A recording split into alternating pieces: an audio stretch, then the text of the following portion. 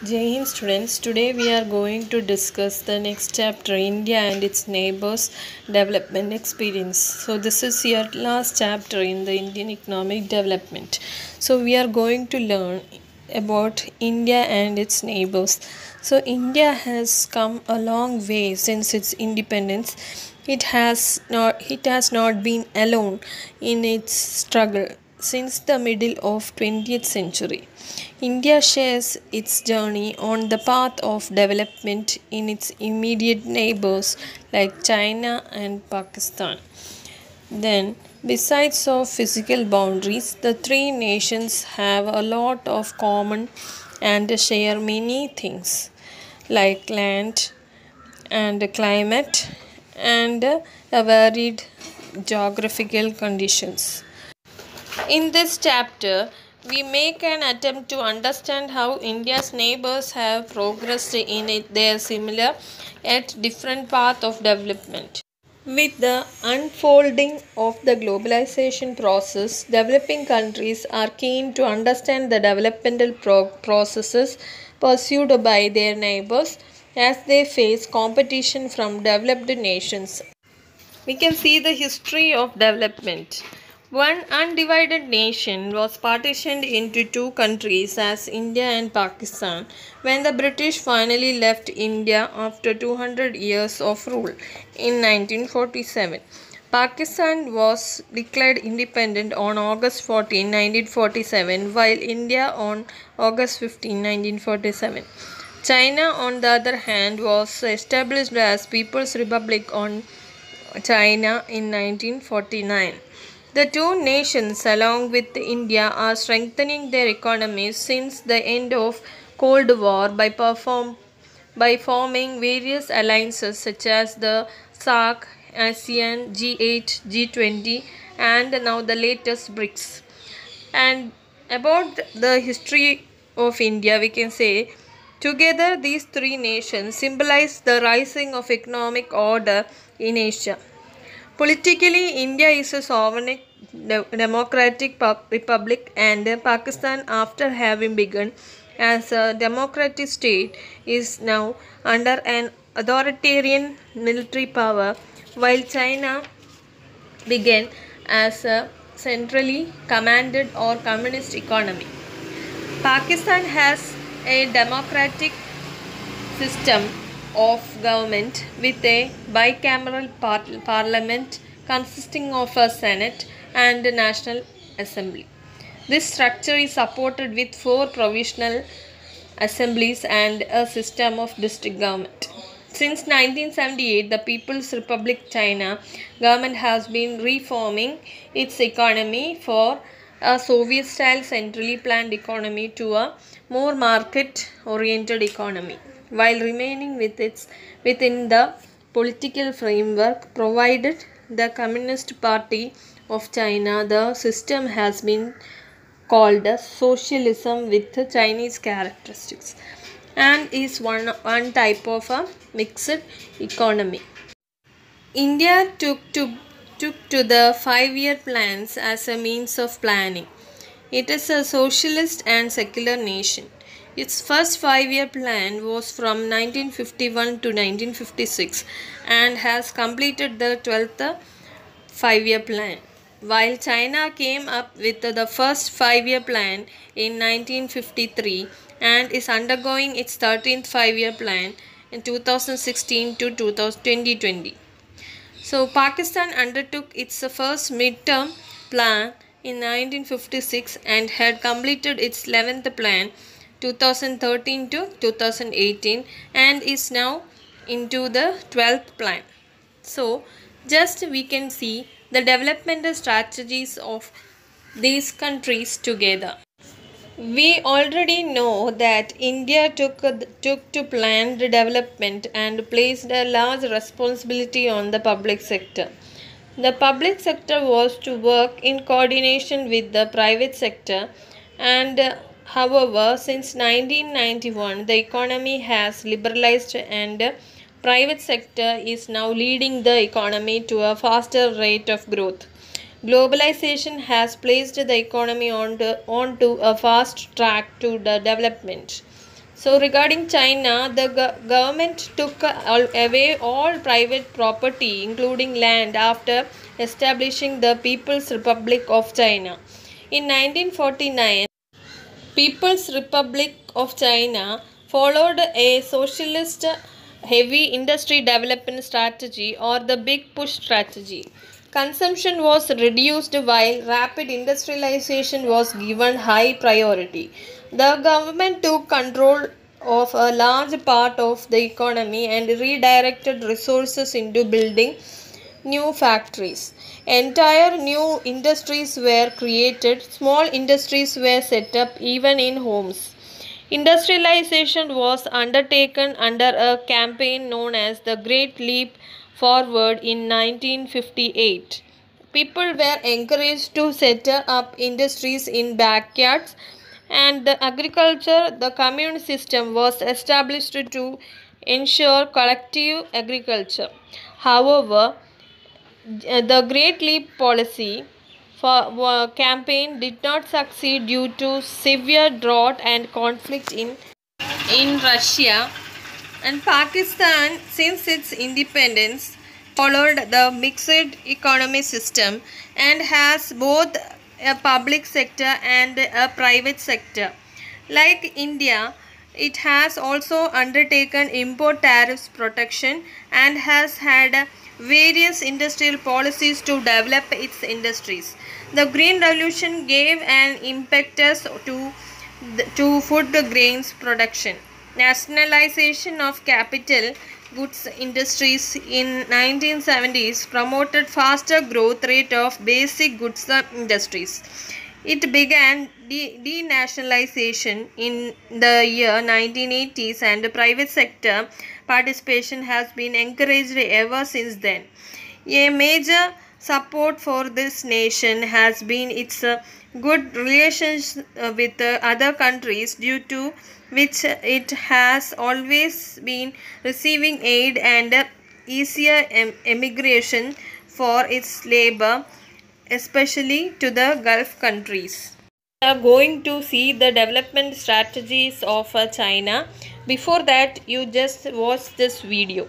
The Great Leap Forward, 1958 to 1962. In 1949, the Communist Party of China had emerged victorious after a brutal and bitter civil war.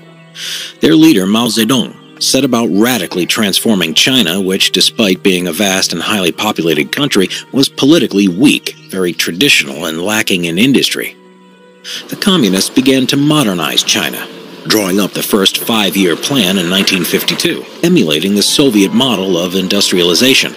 This saw extensive investment in heavy industry within the cities in the attempt to increase production.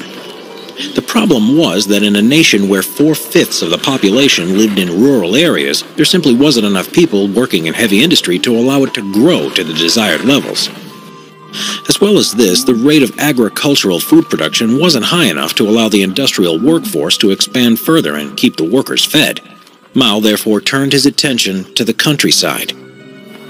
Rural China was deeply traditional, with society based on the family and deference to the elderly. Peasants would work the land in small family groups, keeping most of their harvest and selling on small amounts. For Mao, seeking to build a communist society in which everyone worked for the state, and a nation which could rival the USA and USSR, this needed to change. Land reform, where estates had been taken from rich landowners and redistributed to the peasants, had taken place shortly after the communists had come to power. Collectivization, where peasants lost their own pieces of land and instead worked for wages on land owned by the state, had also begun to take place. Mao believed this wasn't enough to expand both agricultural and industrial production, and instead introduced the second five-year plan in 1958. This would become known as the Great Leap Forward. The Soviet model of development was now rejected. Agricultural and political decisions were decentralized.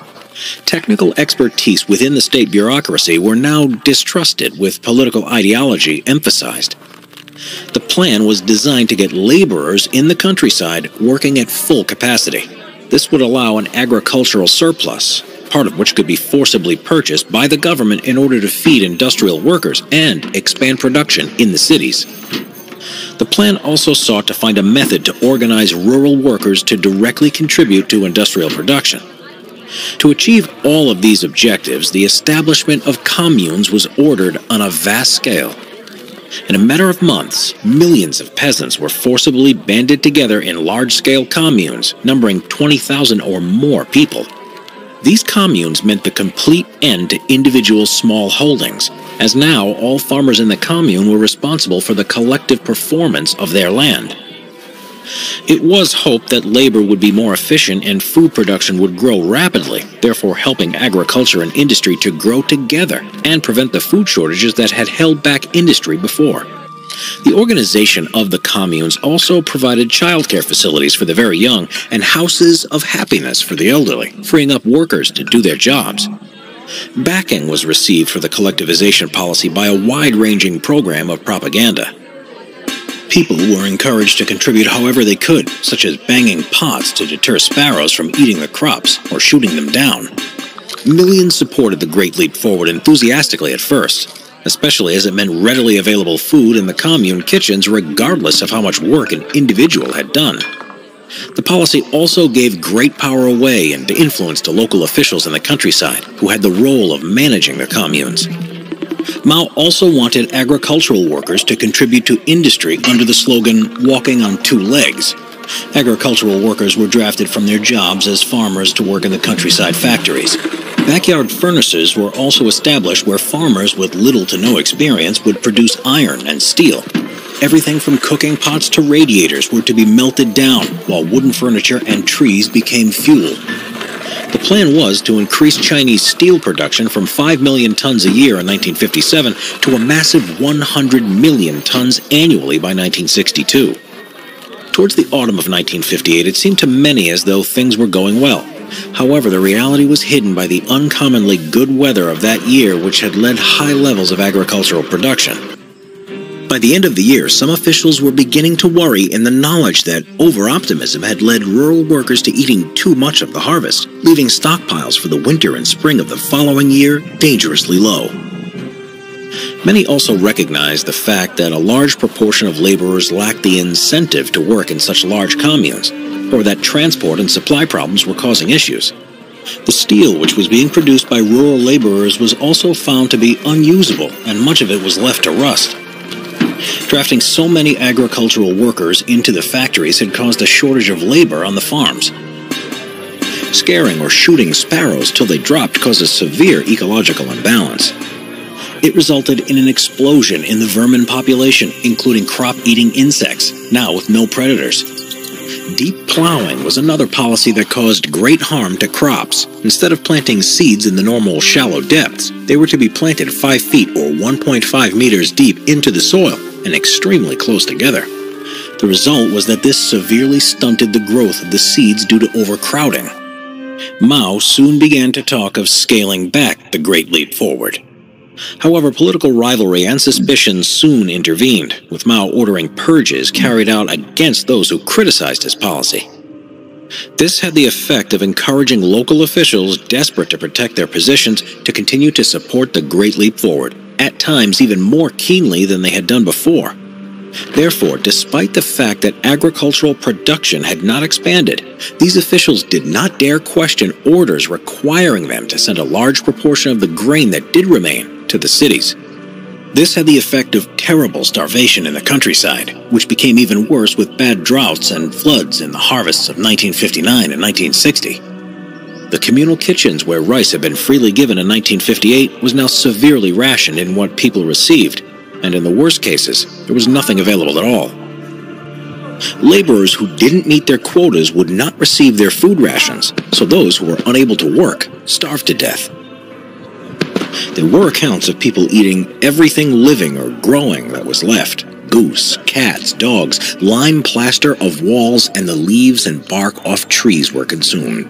After these were gone, people even resorted to cannibalism and murder to feed their extreme hunger. Despite the famine in the countryside, Mao continued to export grain worldwide and refused any foreign aid to maintain face and convince people that his plans were working.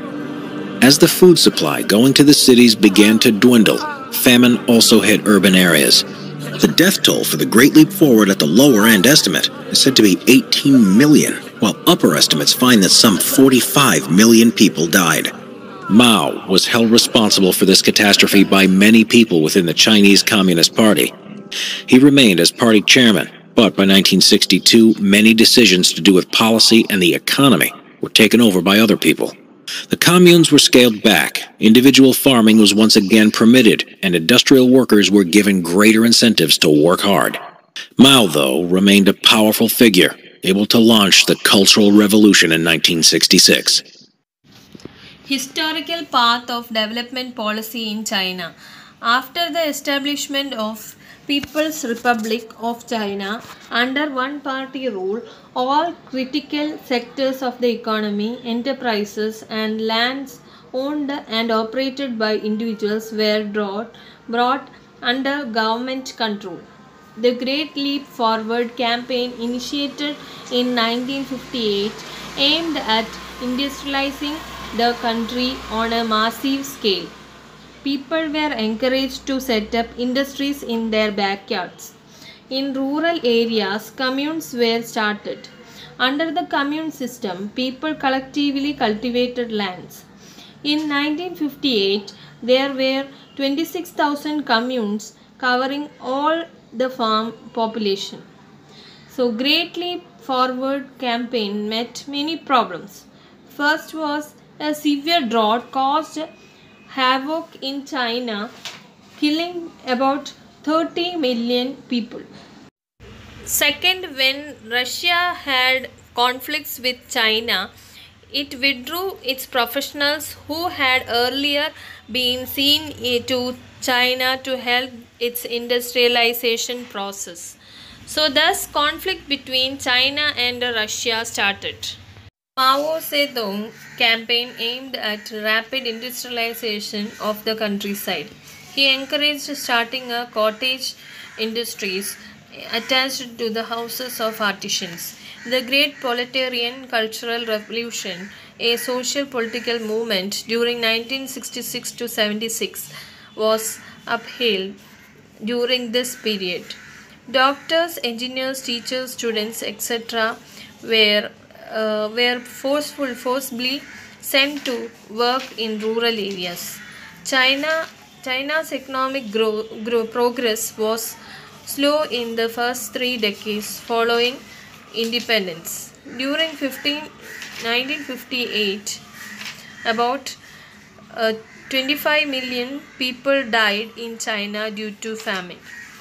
The triggers for economic reforms in China was the death of Mao Zedong in 1978. Under the new leader Deng Xiaoping, economic reforms were introduced and the old command of economy was slowly abandoned. Privately initiative and private enterprises were encouraged. The old rigid ideology was replaced by economic pragmatism. However, the fast industrial growth in China can be traced back to reforms of 1978, which were introduced in stages. In the first stage, reforms were initiated in agriculture, foreign trade and investment sector.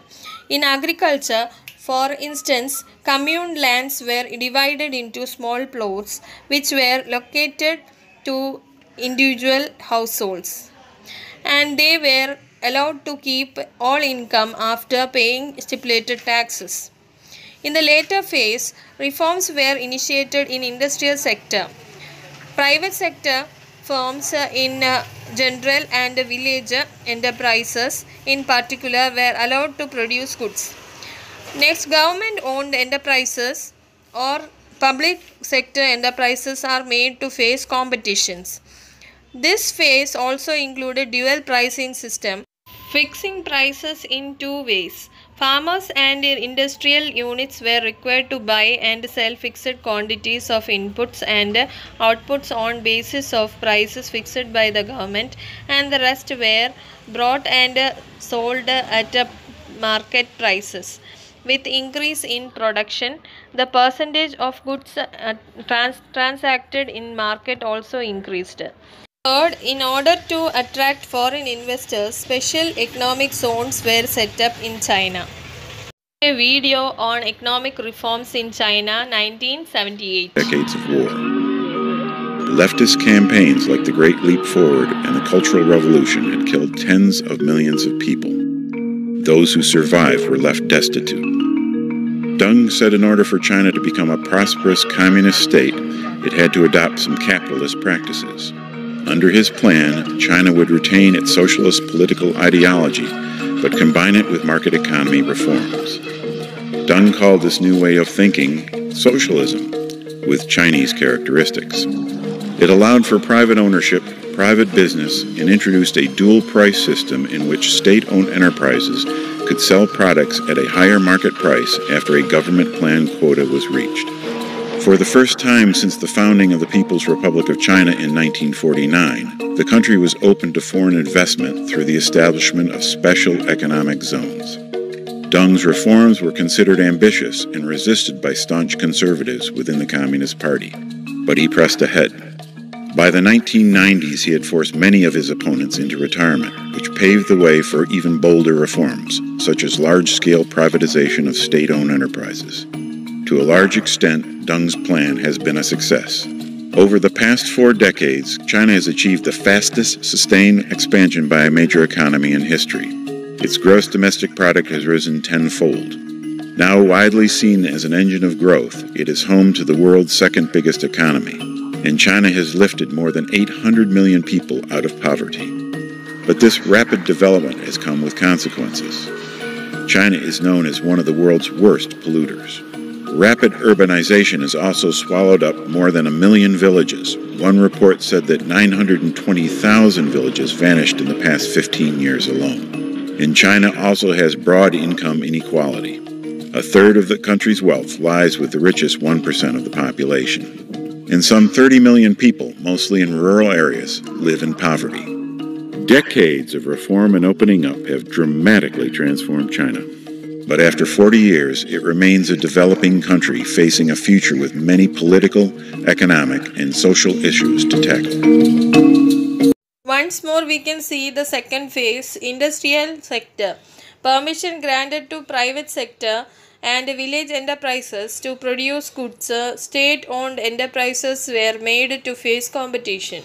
Dual pricing was introduced. This means fixing the prices in 2 ways. Farmers or industrial units were required to buy and sell fixed quantities of inputs and outputs on the basis of prices fixed by the government, and the rest were purchased and sold at market prices. Trade in goods and services increased, and a special economic zone were established in China, where the area which needs a special attention, that is known as what is special economic zones. Next, historical path of developmental policies, Pakistan. There are many similarities between economic policies adopted by India and Pakistan. Pakistan also follows the mixed economy model with coexistence of public and private sectors. In the late 1950s and 1960s, Pakistan introduced a variety of regulated policy framework. The policy combined tariff protection for manufacturing of consumer goods together with direct import control on competing imports. The introduction of Green Revolution led to mechanization and increase in public investment in infrastructure in select areas, which finally led to a rise in production of goods, that is especially food grains. This changed the agrarian structure dramatically. In the 1970s, nationalization of capital goods industries took place.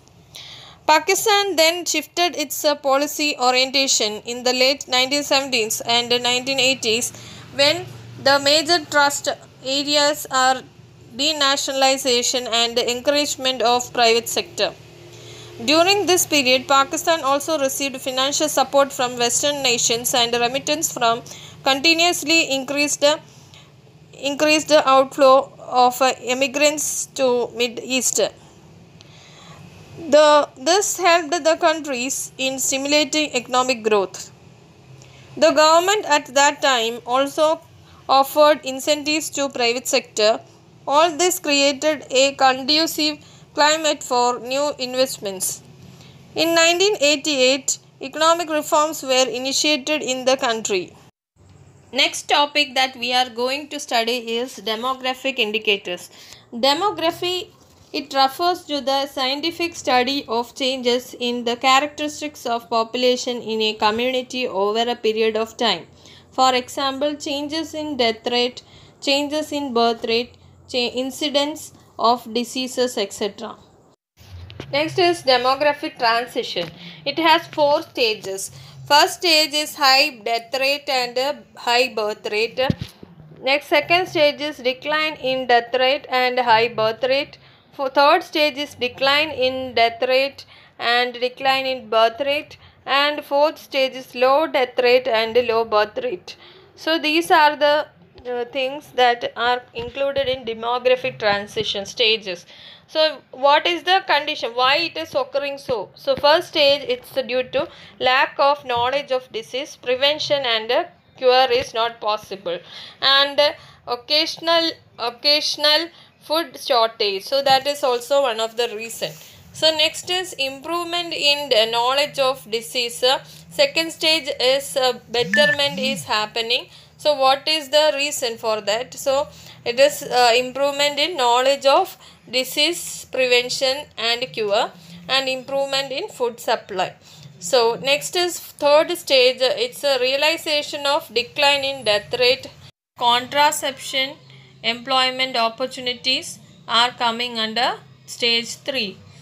Next is stage 4, which is in, we can say that most developed countries, health facilities are there and growth rates, employment opportunities and method of contraceptions are mostly more increasing in this stage. That is the stage of low death rate and low birth rate. Salient demographic indicators of India, China and Pakistan. So see the report. So as per the report, China has highest population, closely followed by India. If we look at a global population, out of every 6 person living in this world, one is an Indian and another is a Chinese. The population of Pakistan is very small and accounts for roughly about 1/10 of China or India. Though China is the largest nation and geographically occupies the largest area among 3 nations, density is the lowest. The population growth is the highest in Pakistan, followed by India and China. Scholars point out the one-child norm introduced in China in the late 1970s as the major reason for lowering population growth. One-child norm also led to decline in the sex ratio. So the sex ratio is low and biased against females in all 3 countries. So what is the sex ratio? The proportion of females per 1000 males. The sex ratio is low and biased against females in all 3 nations. Preference for son prevailing in all 3 countries is the reason for low sex ratio. In recent times, all 3 countries are adopting various measures to improve the situation. One-child norm and the resultant arrest in the growth of population also have other implications. For instance, after a few decades in China, there will be more elderly people in proportion to young people.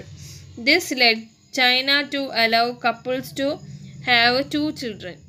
The fertility rate is also low in China and very high in Pakistan.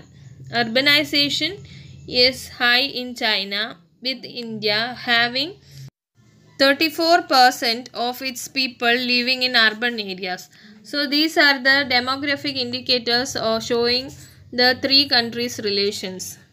Next topic is gross domestic product. China has the second largest GDP of $22.5 trillion and it's the second largest in the world. And India's GDP is $9.03 trillion. So about 40% of China's GDP. Pakistan is having 0.94 trillion, about 12% of India's GDP. In the 1980s, Pakistan was ahead of India and China was having double-digit growth rate and India was at the bottom.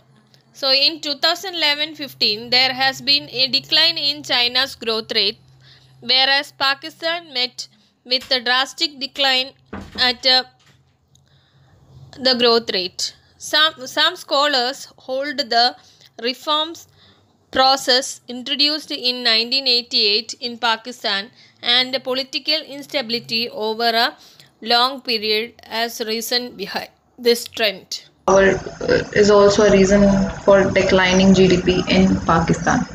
Now let's study about the occupational structure of all three countries along with the contribution of all these sectors to gross value added. First, look at how people engaged in different sectors contribute to the gross domestic product, now called as gross value added. It was pointed out in previous section that China and Pakistan have more proportion of urban population than India. In China, due to topographic and climatic conditions, the area suitable for cultivation is relatively small, only about 10% of its total land area. The total cultivable area in China accounts for 40% of the cultivable area in land. Until the 1980s, more than 80% of the people in China were dependent on farming as their sole source of livelihood. Since then, the government encouraged people to leave their fields and pursue other activities such as handicrafts, commerce, and transport. Therefore, in 2018 and 19, with 26% of its workforce engaged in agriculture, its contribution to the gross value added is 7%. Look at the table. In both India and Pakistan, the contribution of agriculture to gross value added were 16% and 24% respectively, but the proportion of workforce that works in this sector is more in India. See, in India it is 43%, whereas in Pakistan it is 41%. So in Pakistan it was about 41% people, whereas in India it was 43% people in agriculture. 24% of Pakistan workforce is engaged in industry, as you can see here, but it produces 19% only. Look here, 19% of gross value added. In India, industry workforce account for 25%. It is 25% in India, but produces good worth 30% of gross value added. In China, industries contribute to gross value added at 41 and employ 28% of workforce.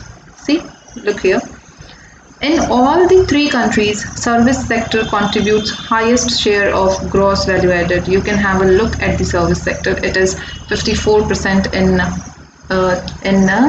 India, 52% in China, and 57% in Pakistan.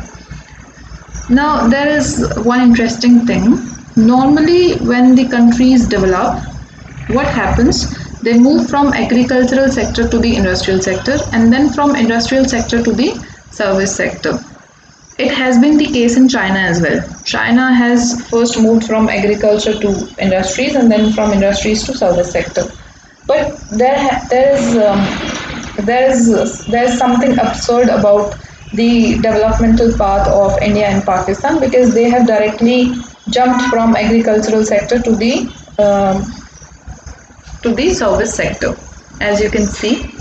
So the proportion of workforce engaged in industry in India and Pakistan were low at 25% and 24% respectively.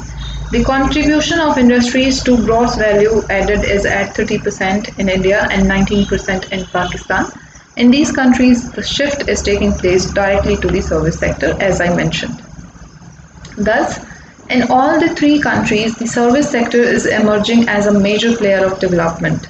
It contributes more to gross value added and at the same time emerges as a prospective employer. If we look at the proportion of workforce in the 1980s, Pakistan was faster in shifting its workforce to service sector than India and China. In the 1980s, India, China, and Pakistan employed 17, 12, and 27% of its workforce in the service sector, respectively. In 2019, it has reached the level of 32, 46, and 35%, respectively. Now, the next thing is trends in output growth in different sectors 1980 to 2015. As we can see in the table, in the last 5 decades, the growth of agriculture sector, which employs the largest proportion of workforce in all the three countries, has declined. In the industrial sector, China has maintained a near double-digit growth rate in 1980s, but began showing decline in recent years. Whereas for India and Pakistan, growth rate has declined. In case of service sector, China was able to maintain its rate of growth during 1980 and 1990, while there was a positive and increasing growth of India's service sector output. Thus, China's growth is contributed by the manufacturing and service sectors, and India's growth by the service sector. During this period, Pakistan has shown deceleration in all three sectors. Now, please have a look at the next table. This table shows indicators of human development. There can be many indicators of human development as is there in the table. For example, life expectancy, poverty, infant mortality rate, maternal mortality rate, etc. But Human Development Index is the most important indicator to measure human development. Now, what is Human Development Index? It is a composite index of per capita income, literacy rate, and life expectancy to rank countries on the basis of their respective development level. So basically, HDI has three components, which is per capita income, literacy rate, and life expectancy. The HDI number for China in the year 2015 was 0.758, as you can see here, which is the highest. If you compare it with India or Pakistan, it is the highest because India's HDI was 0.647 and Pakistan's HDI was 0.560 respectively. So in fact, if you notice, China is moving ahead of India and Pakistan in every indicator listed in the table, be it GDP per capita or proportion of population below poverty line or health indicators such as mortality rates, access to sanitation, literacy, life expectancy or malnourishment. So China is lying ahead of India and Pakistan. Now you carefully need to notice where Pakistan is lying ahead of India. Pakistan is ahead of India in reducing proportion of people below the poverty line and also its performance in sanitation. But neither of these two countries have been able to save women from maternal mortality. In China, for 1 lakh birth, only 27 women die, whereas in India and Pakistan, about 178 and 174 women die respectively. Surprisingly, all three countries report providing improved drinking water sources for most of its population. You really need to analyze this fact. You will notice that for the proportion of people below the international poverty rate of $3.20 a day, India has the largest share of poor among the three countries. India is still a poor country. Though the indicators mentioned in the given table give a fair idea about the overall economic performance of a country, nevertheless they are not sufficient because they are hiding something. They are hiding the status of people living in these countries. The people in India enjoys a better status. The successes and failures of all these developmental policies adopted in China, Pakistan and India. So first of all, why do we need to look at them? Well, the answer is in today's globalized world, it is essential to withdraw guidance and lessons from the developmental strategies of other countries so that we can utilize them for our own economic development.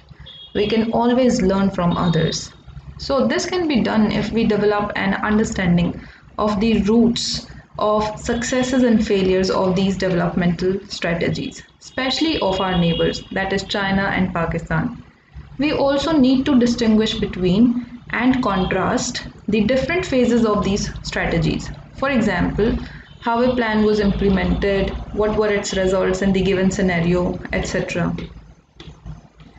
We also need to remember that no policy should be implemented in a country as it is because one country is different from other country economically, socially and politically.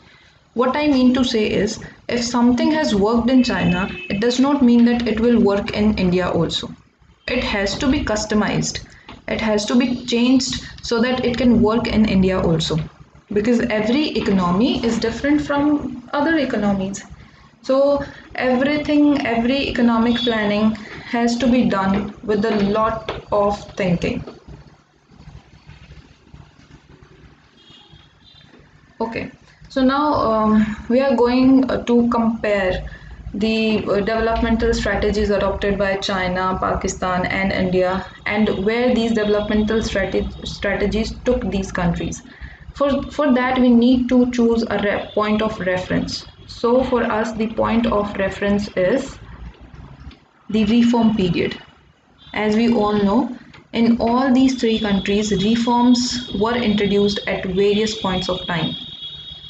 In China it was a voluntary reform, whereas in India and Pakistan it was a forced reform. So basically we will take reform as the reference point. And before going into the discussion, we will look at this video just to get to know what was China looked like pre and post reform period.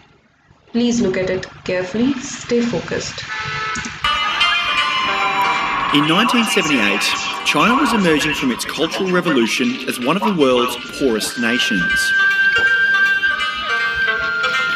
Its revolutionary leader, Chairman Mao, had just died in 1976, and his ideological drive to enforce his brand of communism left the country's social and cultural institutions devastated, and the economy in tatters.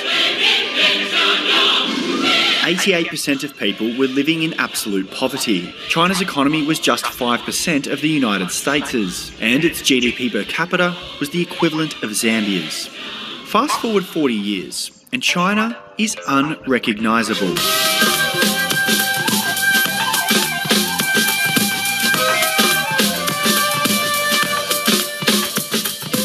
It's the world's second biggest economy, with GDP per capita up 50-fold.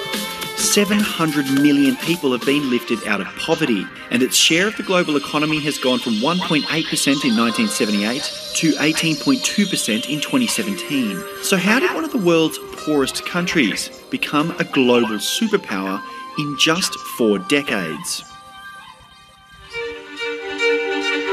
The death of Mao Zedong in 1976 brought with it radical changes for the Chinese Communist Party and the nation.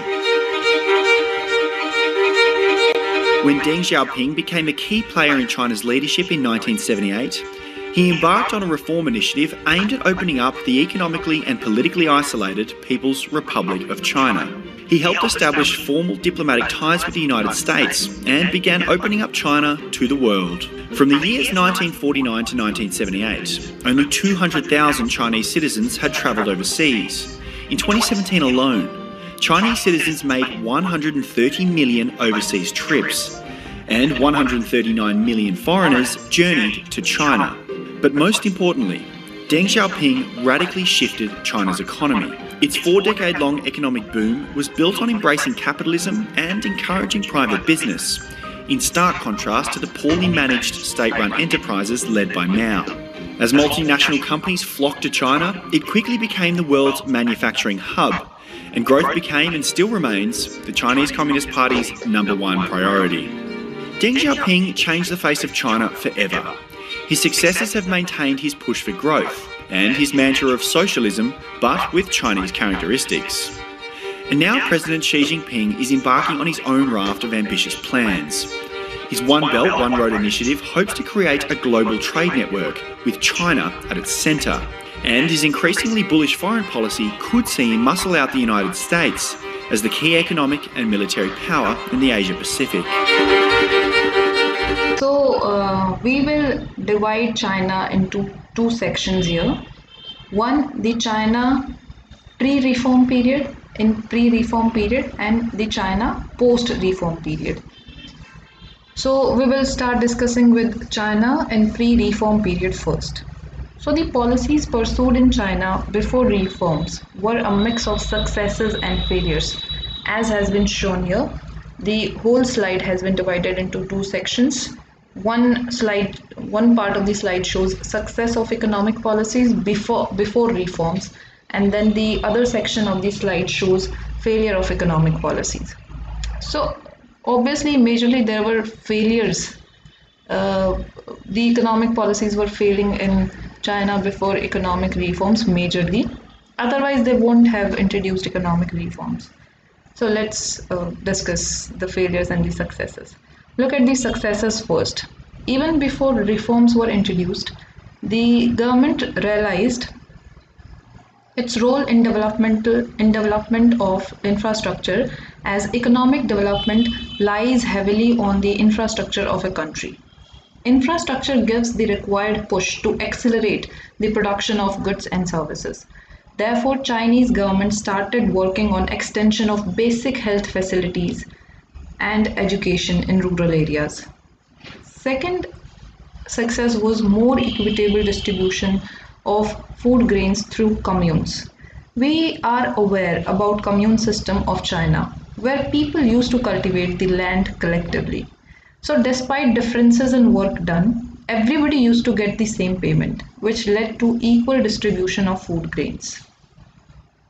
Also, Mao government practiced decentralized planning, which helped in assessing the results of economic policies. So it was about the success of economic policies. Now we will look at the failures of economic policies before the introduction of economic reforms. So Mao kept China to be a closed economy, emphasizing on production of goods and services in China only. So basically, China before reforms was a closed economy. He did not allow any foreign technology, goods and capital to enter into the country. We are also aware about failure of Great Leap Forward and Great Proletarian Cultural Revolution, which resulted into slow pace of GDP growth, and there was no significant change in per capita grain output from mid 1950s to 1978, and obviously there was lack of modernization. Therefore, China introduced economic reforms in 1978 to touch new economic heights. The economic reforms resulted in, as you can see from this slide now, we are in the second phase of China, where we will discuss the Chinese economy in the context of post-reform period. So basically, reforms were introduced to touch new economic heights. So the reforms in China resulted in improvement in social and economic indicators.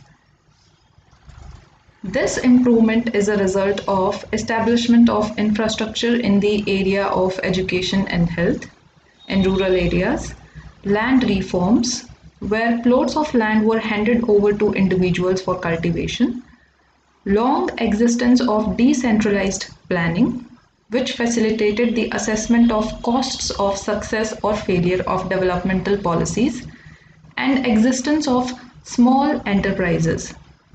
All of these reforms led to rapid economic growth in China, making China the second largest economy in terms of GDP. The next slide is about reforms in Pakistan. Now we will discuss the Pakistan's economy in the context of post-reform period. The reforms were dictated by World Bank and IMF to both Pakistan and China. We have had a look at Pakistan before reforms were introduced in the last section.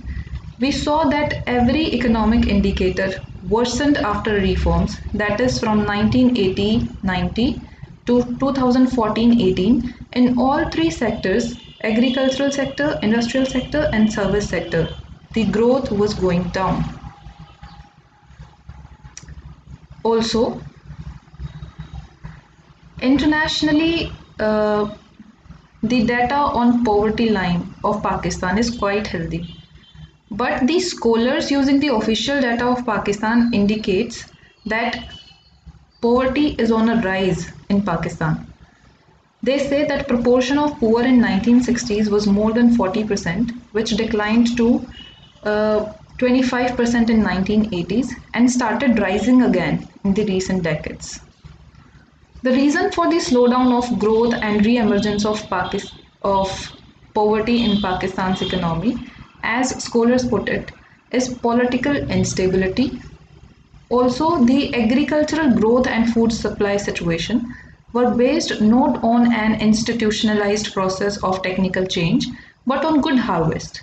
When there was a good harvest, the economy was in good condition. When it was not, the economic indicators showed stagnation or negative trends. So the performance of agricultural sector was very, very volatile. Also, there was a growing dependence on remittances and foreign aids and loans.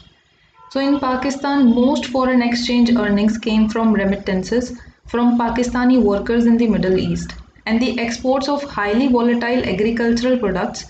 There was also growing dependence on foreign loans on one hand and increasing difficulty in paying back the loans on the other hand. All right. So after this detailed discussion about the economic development in India, China and Pakistan, we can now jump on to the conclusion. In the conclusion, we will throw lights on achievements and problems of these three countries starting from India. So India as has been mentioned earlier, is the world's largest democracy. So people get to enjoy life in India with a lot of freedom in every aspect. Also, if we look at the trend of growth in India, then also we have been able to achieve a moderate growth rate. So with democratic institutions, India has managed to perform moderately. So this was the success for Indian economy. But there are problems also. So as can be seen here, a majority of its people still depend on agriculture. We are talking about India. Here, majority of people still depend on agriculture for their livelihood. Infrastructure is lacking in many parts of the countries, and it is yet to raise the level of living of more than 1/4 of its population that lives below the poverty line. So these are the problems for Indian economy. It is highly dependent on agricultural sector. The infrastructure is inadequate and poverty needs to be alleviated. Now let us talk about Pakistan. We can say that during the past few years, Pakistan has recovered its economic growth and has been sustaining it. In 2017-18, the annual plan 2019-20 reports that the GDP registered a growth of 5.5%, highest when compared to the previous decade, while agriculture recorded growth rate far from satisfactory level. Industrial and service sector grew at 4.9 and 6.2% respectively. And many other macroeconomic indicators also began to show stable and positive trends. So Pakistan's economy is also recovering if you look at this. Obviously the agricultural sector is lagging behind, but industrial sector and the service sector is managing well. But again, Pakistan is also full of problems. So Pakistan is also full of problems. Poverty is continuously rising in Pakistan. The economy is marked by political instability.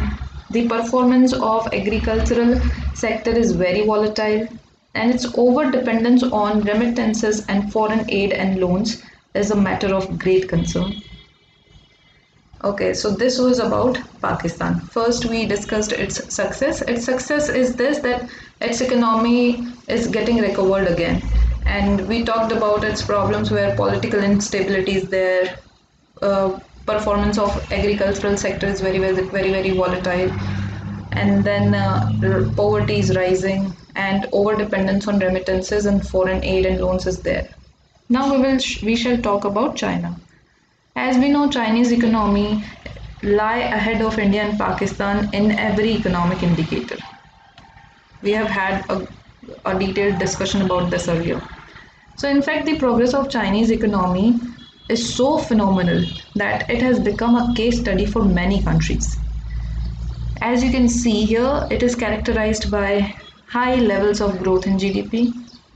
It has almost alleviated poverty from its country, and there is a strong social infrastructure in terms of education, health, transportation, etc. But as usual, China is also not free from problems. It lacks political freedom. China having very high levels of growth, you may not like to live in that country because, like India, it does not provide human rights to its population. In the end, look at the last points in these slides in all the three sections. You would see that unlike India and Pakistan, which are attempting to privatize their public sector enterprises, China has successfully maintained a huge public sector before and after reforms were introduced. With the unfolding of the globalization process, developing countries are keen to understand the developmental processes pursued by their neighbors as they face competition from developed nations as also amongst themselves. India, Pakistan, and China have similar physical endowments but totally different political systems. All the three countries follow the similar planned pattern of development. However, the structures established to implement developmental policies are quite different. Till the early 1980s, the developmental indicators of all the three countries, such as growth rates and sectoral contribution towards national income, were similar. Reforms were introduced in 1978 in China, in 1988 in Pakistan, and in 1991 in India. China introduced structural reforms on its own initiative, while they were forced upon India and Pakistan by international agencies like World Bank and IMF. The impact of policy measures were different in these countries. For instance, one-child norm has arrested the population growth in China, whereas in India and Pakistan, a major change is yet to take place. Even after 70 years of planned development, majority of the workforce in all countries depends on agriculture. The dependency is greater in China. Though China has followed the classical development pattern of gradual shift from agriculture to manufacturing and then to services, India and Pakistan's shift has been directly from agriculture to service sector. Well, that is absurd, very absurd.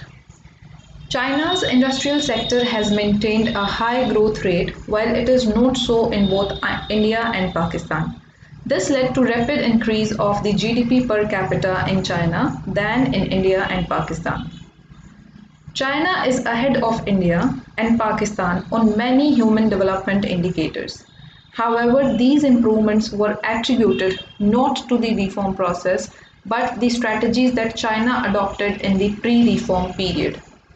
While assessing the developmental Thank you, indicators, students. one Hope you also has understood to everything. consider If the you have liberty any doubts, indicators. contact me.